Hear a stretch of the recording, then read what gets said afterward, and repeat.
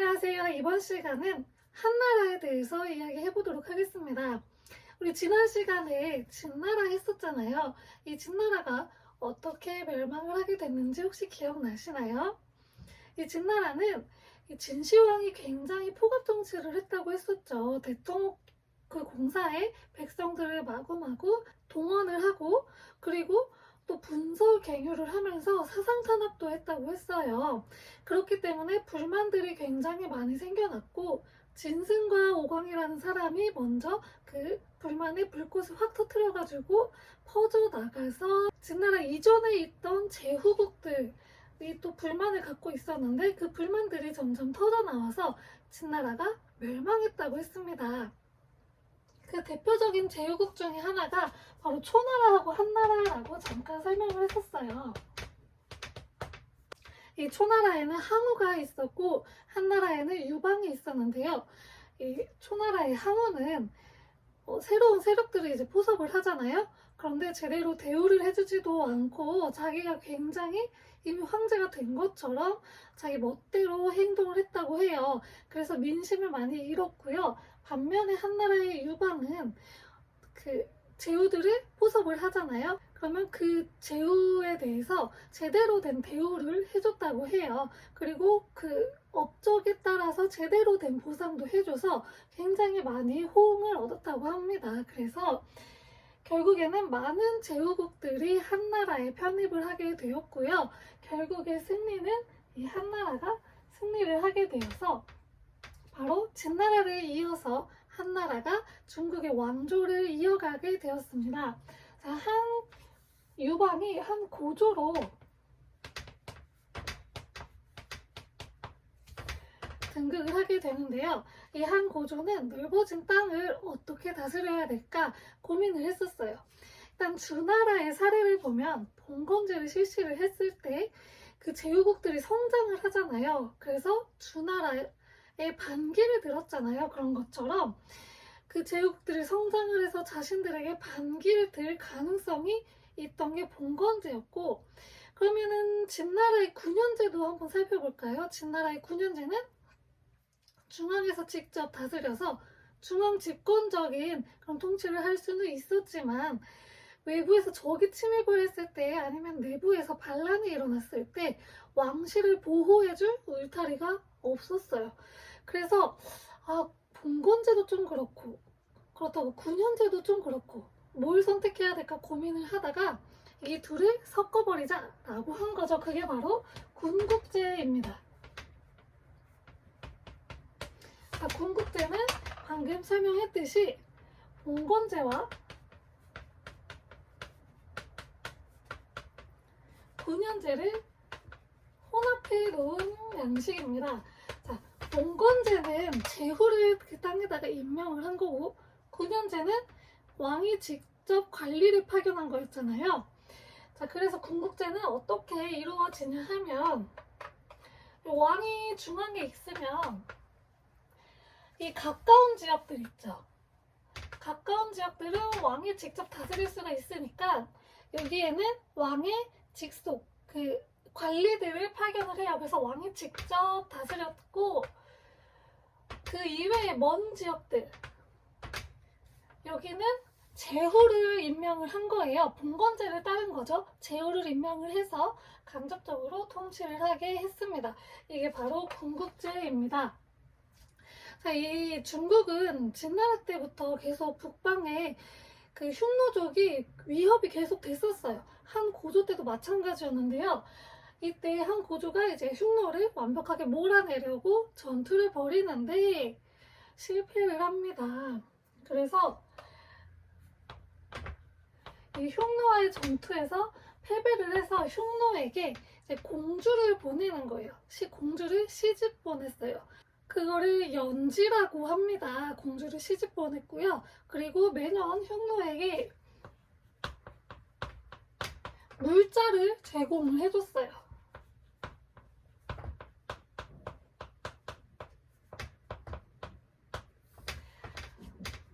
이게 한 고조 때의 일이고요. 그리고 한나라의 전성기라고 불릴 수 있는 한 무제 시기에 들어서게 됩니다. 자, 계속해서 여기 이제 제후들이 있었잖아요. 근데 이 무죄 이전에 이 제후들이 반란을 일으켜요. 그게 5초 7국의 난이라고 하는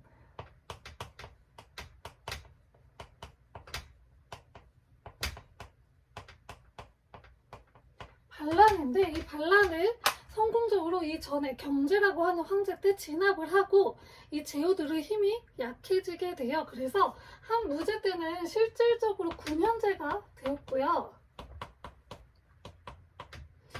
이 제후들을 완벽하게 이제 제압을 하게 되는 정책들을 펼치게 돼요. 그 중에 하나가 추은령이라는 게 있습니다.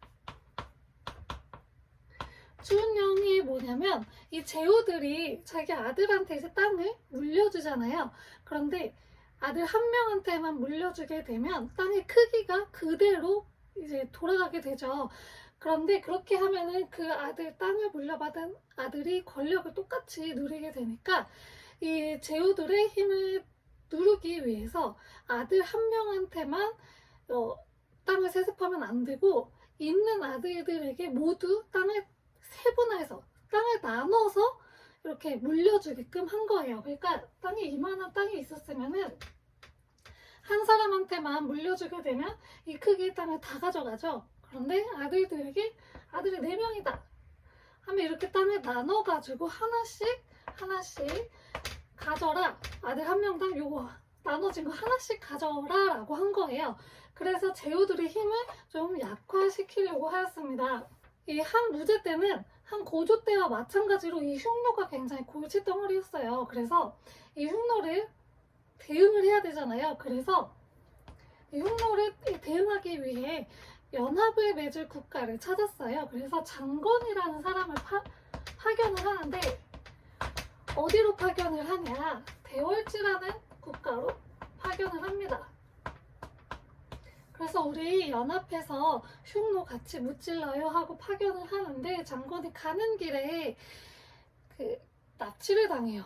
그리고 돌아오는 길에도 납치를 당하는 등 그런 힘든 일을 겪어가면서 왔다 갔다 했어요. 그래서 여기에 이렇게 중국이 있는데 여기 이제 한나라가 있고 대월지가 이쪽에 있어요. 여기로 왔다 갔다 했을 거 아니에요? 이 길이 개척이 되면서 이 길이 무슨 길이 되냐 하면 비단길이 되었습니다. 이 길이 개척이 되는 왜 비단길이라고 이제 불리냐면 이 길이 개척이 됐잖아요. 그래서 이 길로 이 중국의 비단을 이렇게 팔았어요. 비단을 그래서 갖고 상인들이 여기를 이동을 했기 때문에 이 길을 비단길이라고 부릅니다. 그래서 이때 비단길이 이제 개척이 되었고요. 그리고 이때 이제 한 무제 때 곽거병, 위청 등 뛰어난 장수들에 의해서 흉노는 완전히 이제 죽을 못 쓰게 되었어요. 이제 중국 한나라에는 흉노가 더 이상 함부로 쉽게 공격을 하지 못하는 상태가 되었습니다. 자, 그런데 한 무제가 이렇게 흉노에게 대응을 했는데요. 그렇기 때문에 군사비가 엄청나게 많이 들어갔어요. 그래서 돈을 너무 많이 쓴 거예요. 그리고 한 무제 자체도 사치를 조금 했대요. 그래서 이 경제를 어떻게 해야 될까 해서 경제 정책을 펼치는데요. 소금과 철을 전매했어요. 이게 무엇이냐 하면 전매는 국가에서 다 만들고 국가에서 파는 거예요. 민간 기업에 넘기는 게 아니고 국가가 이 사고 파는 거를 다 주도를 하는 걸 전매라고 해요. 그래서 그 수익, 소금 파는 거, 철 팔아서 남긴 수익을 다 국가가 가져가는 거죠. 그래서 이렇게 해서 경제를 조금 더 살리려고 했고요. 그리고 균수법, 평준법 등을 실시를 합니다.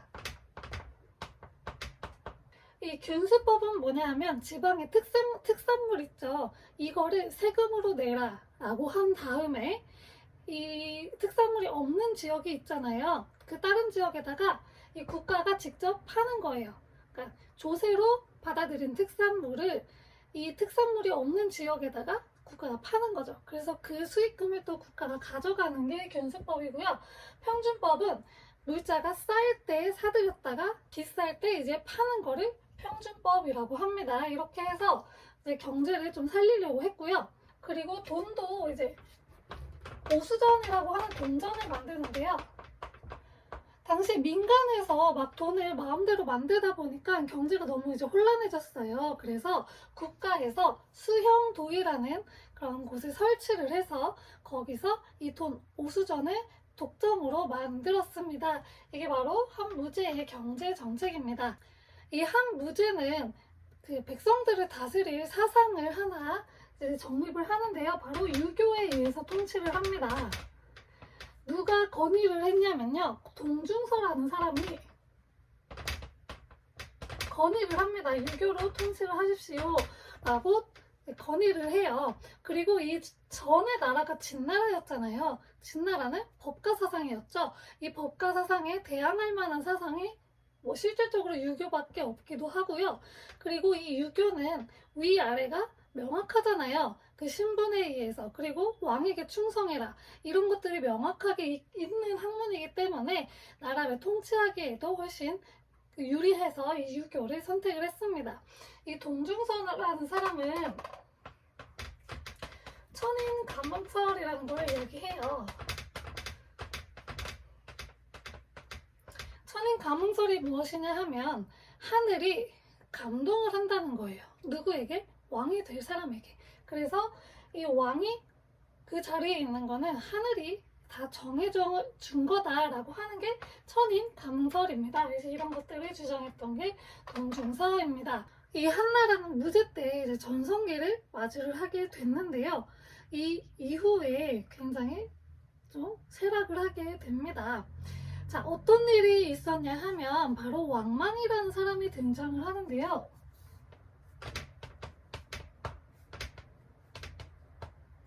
이 왕망은 왕의 외척이었어요. 외척 세력이었는데 외척은 이제 왕의 그 외가 쪽 친척을 말해요. 외척 세력 중에 한 명이었는데 자기가 황제가 될 야심을 품기 시작합니다. 자, 그러면 일단 현재 황제의 그 외척이지만 아들은 아니잖아요.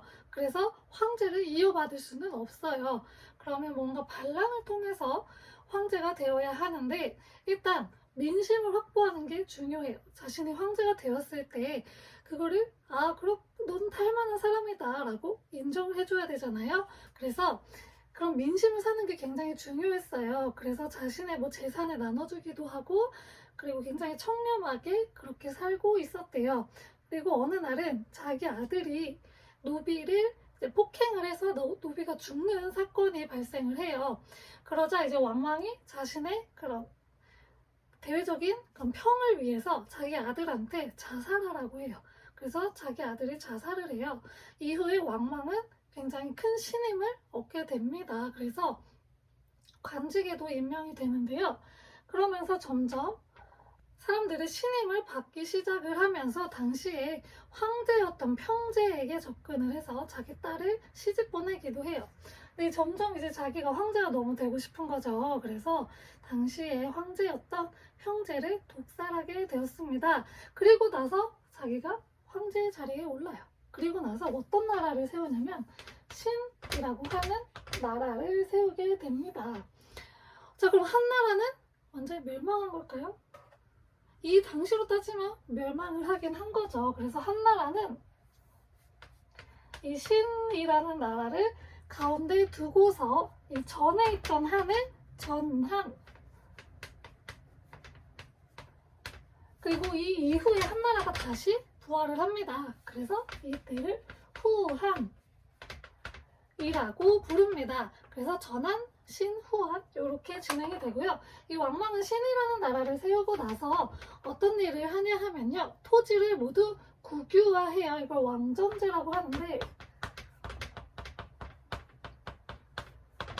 토지를 국유화했습니다. 국유화는 나라 걸로 만들었다는 거예요. 개인의 소유의 토지를 전부 나라의 소유의 토지로 만들고요. 노비 매매도 금지했습니다. 왜 그랬을까요? 이 토지를 갖고 있는 사람은 당시 기득권 세력이었죠. 이 기득권 세력들의 그 세력을 약화시켜서 자신의 권력을 향상시키기 위함이었고요. 노비 같은 경우에도 노비를 많이 가질수록 그것도 이제 재산으로 들어가기 때문에 권력의 한 상징이기도 했는데요. 이 노비 매매를 금지시켜가지고 노비를 술을 불리는 거를 금지시킨 거예요. 그래서 기득권들의 세력을 좀 이렇게 누르려고 했다 보니까 반발이 생겨서 결국에는 당시에 호족 세력들, 호족이 이제 지방에서 권력을 키우던 세력가들을 말하는데 이 호족 세력들이 땅이 많았어요. 근데 땅도 다 황제가 가져간대요. 노비도 매매를 못하게 한대요.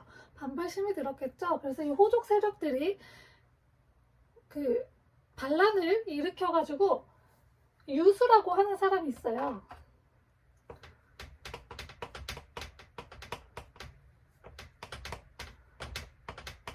유씨죠. 한나라의 이전에 전한 황제들이 다 유씨였잖아요. 유방으로 시작을 해가지고 그래서 이 유수라는 사람과 손을 잡고서 반란을 일으켜요.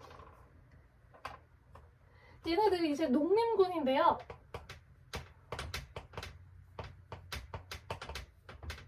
이 반란을 일으켜서 다시 한나라를 세웠어요. 이게 바로 후한이고요. 이 유수는 황제의 자리에 올랐겠죠? 광무제의 자리에 오르게 됩니다. 그래서 이때부터를 이제 다시 후한 시대가 되었고요. 광무제는 황제 자리에 오른 다음에 유학을 다시 장려했습니다. 황제한테 충성해라. 유학을 장려해서 무엇을 만드느냐? 태학이라는 학교를 설립을 합니다. 태학이라는 학교를 설립을 하고요. 세금도 경감해주는 등 그런 민생 안정책을 펼치게 됩니다. 자, 근데 우리 이때 뭐라고 했죠? 후한을 세울 때 누구의 도움을 받았다고 했어요? 호족의 도움을 받았다고 했죠. 그렇기 때문에 아무리 민생 안정책을 펼쳐도 이 호족들의 도움을 받아서 자기가 황제가 됐기 때문에 호족의 이해관계를 무시할 수가 없었어요. 호족한테 좋은 거를 좀 해줬어야 됐어요. 그렇기 때문에 호족의 눈치를 계속 봤었고 이후에 이제 황제가 막 어린 나이에 황제에 오르는 이런 사람들도 생기게 되면서 외척 세력이 다시 들끓기 시작을 하고 거기다가 환관까지 아주 엉망진창이 됐었어요. 그래서 막 그때 막 환관들을 탁한 그 부류다 해서 탁류라고 부르는 새로운 그 유학자 계층이 생겨나게 돼요. 그래서 탁류라고 불리는 환관하고 우리는 청렴하다. 그래서 청류라고 스스로 부르던 유학자 계층이 생겨나게 되는데 이들이 싸움으로 인해서 결국에는 당고의 금이라고 하는 사건도 일어나게 됩니다.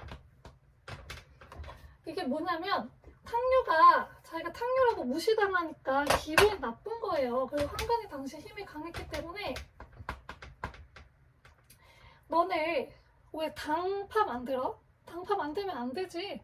그래가지고 다 죽이는 사건이 발생을 해요. 이게 당고의 금이고 1차하고 2차에 걸쳐서 이제 일어나게 되는데 이런 일이 일어날 정도로 굉장히 혼란스러웠어요. 자, 이렇게 뭐 호족 그리고 환관, 외척 세력들이 혼란한 상황이 있으니까 백성들의 삶을 제대로 돌볼 수 있었을까요? 못 돌봤어요. 그래서 백성들이 열이 받습니다. 그래서 반란이 하나 일어나요. 바로 황건적의 난이 일어납니다. 황건적은 황색 두건을 머리에다가 두르고 반란을 일으킨 사람들이어서 황건적이거든요. 이 황건적의 반란이 일어나는데 이때 사용했던 종교가 있어요. 민간신앙을 기반으로 한 종교인데요. 바로 이 태평도라고 하는 종교입니다. 이 종교 단체로 이 사상을 집결을 해서 반란을 일으킨 게 이제 황건적의 난이고요. 이 이후에 이 호족들이 계속 성장을 하면서 곳곳에서 호족이 막 나오게 돼요. 그러면서 이제 대표적으로 뭐 조조, 소음권 이런 사람들이 등장을 하게 되면서 이제 한나라는 분열이 되고 그 삼국시대가 시작이 됩니다. 삼국시대는 다음 시간에 이제 이야기하도록 하겠습니다. 자, 한나라 잠깐 다시 살펴보면 전한, 신, 후한이라고 했죠. 전한은 이제 유방, 한나라 유방이 세웠고요. 한 고조가 되었다고 했어요. 한 고조는 넓어진 땅을 어떻게 다스릴까 고민을 하다가 군국제를 실시했다고 했고요. 군국제는 봉건제와 군현제를 합쳐놓은 거라고 이야기했습니다. 그런데 이제 흉노하고 싸울 때 져가지고 연지, 공주를 보내는 연지를 보냈고요. 그리고 매년 물자를 바치게 되었어요. 그 이후에 이제 제후들이 성장을 해서 반란을 일으키니까 그것을 5초 7국의 난이라고 하고 경제 때 이거를 다 진압을 하고 그 이후 무제 때는 전성기를 누리게 되었다고 했습니다. 이 무제 때 제후들은 완벽히 이제 진압을 할 추운령이라는 것도 실시를 하고요. 그래서 이제 실질적으로 9년제를 이룩했다고 이야기를 했습니다. 또 흉노가 계속 이제 들끓고 있어서 흉노를 또 처치하기 위해서 장건을 서역으로 대월지로 파견을 하는데요. 이때 이제 뚫어진 길을 비단길이라고 하고요.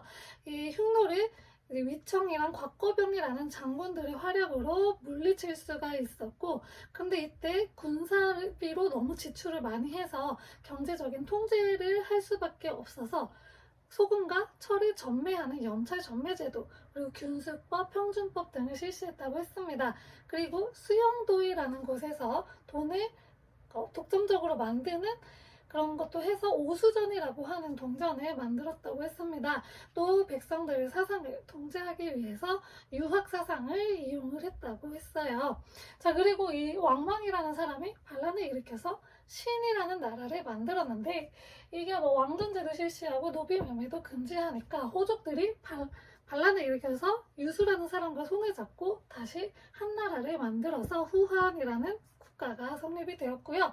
이 광무제는 유학을 다시 진흥을 시켜서 태학이라는 학교도 만들었다고 했어요. 자, 근데 이 건국이 아예 호족의 도움을 받았기 때문에 어쩔 수 없이 호족의 이해관계를 인정할 수밖에 없었고, 그리고 그 이후에 또 나이 어린 황제가 또 등극을 하고 하니까 외척 세력들도 막 들끓기 시작하고, 그리고 환관들도 들끓기 시작을 하면서 호족 그리고 환관 외척에 아주 그냥 혼란한 상황이 돼서 백성들이 못 살겠다고 황건적의 반란이 일어나게 되었습니다. 그래서 이 한나라는 분열이 되면서 결국에는 멸망을 하게 되고요. 이 다음 시간에 배울 삼국시대, 위진남북조 시대가 시작이 됩니다. 마지막으로 한나라의 문화를 한번 살펴보도록 하겠습니다. 간단하게 그냥 살펴보도록 하겠습니다. 아까 유학을 장려했다고 했잖아요. 근데 그 중에서 훈고학이라는 학문이 발달을 해요. 왜냐하면 그 이전에 진나라에서 책도 다 불태워버리고 유학자들도 생매장 시켰다고 했잖아요. 그래서 이 유학자들이 이 공자의 책들을 이제 찾아내면서 거기에다가 해석을 덧붙이는, 그러니까 주석을 다는 거예요. 이 글에 대한 해석은 요거다 하면서, 그래서 그걸 훈고학이라고 하거든요. 이런 작업을 해야 했기 때문에, 책도 다 불타고 이래서 이런 작업이 필요했기 때문에 훈고학이 발전을 했고요. 그리고 역사서도 편찬을 하는데요. 전한시대에는 사마천이라는 사람이 사기라는 역사서를 만들고요. 그리고 그 후한시대에는 반고라는 사람이 한서라는 책을 만듭니다. 이 사마천의 사기는 기전체라고 하는 서술 형식을 따랐어요.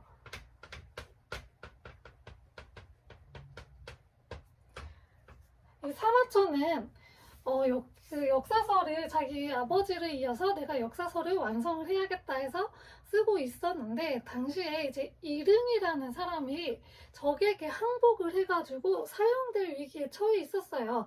당시에 이제 그 적하고 싸우다가 적한테 항복을 하면 당연히 이제 사형을 받는 그런 시대였거든요. 그런데 이 사마천이 그 이릉을 변호를 해요. 뭐 어쩔 수 없는 상황이지 않았느냐 하면서, 그럼 사마천 너도 죽어, 이러면서 사형을 당할 뻔했어요. 근데 사마천이 자기는 이 사기라는 역사책을 편찬해야 되는 중요한 임무를 띠고 있었잖아요. 그래서 자기 죽을 수 없습니다. 자기 해야 될 일이 있다고. 그래서 차라리 궁형을 받겠다고 했어요. 궁형은 이 생식기를 자르는 형이에요. 그러니까 차라리 그거를 받겠다 해서 궁형을 받고서 정말 끝까지 이 사기를 계속 썼다고 해요. 그렇게 해서 탄생한 책이 사마천의 사기이고요. 지금 중국 고대사를 연구하는데 굉장히 큰 도움이 되고 있는 역사서입니다. 그래서 이 책이 없었다면 참 안타까웠을 거예요. 굉장히 이 역사서로는 엄청나게 큰 인정을 받고 있는 역사서입니다. 자, 그리고 이때는 채륜이라는 사람이 종이를 만들었어요. 재지술, 종이 만드는 기술이 이때 나와서 채륜이라는 사람이 만들었고요.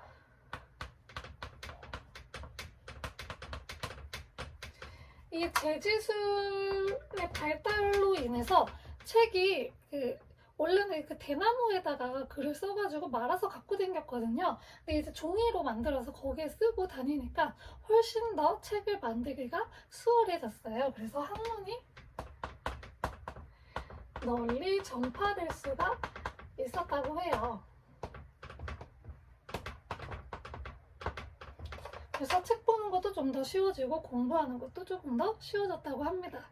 자, 이번 시간은 이렇게 한나라에 대해서 같이 살펴보았습니다. 다음 그 시간에는 위진 남북조 시대, 중국의 최대 분열기거든요. 그 위진 남북조 시대에 대해서 같이 살펴보도록 하겠습니다.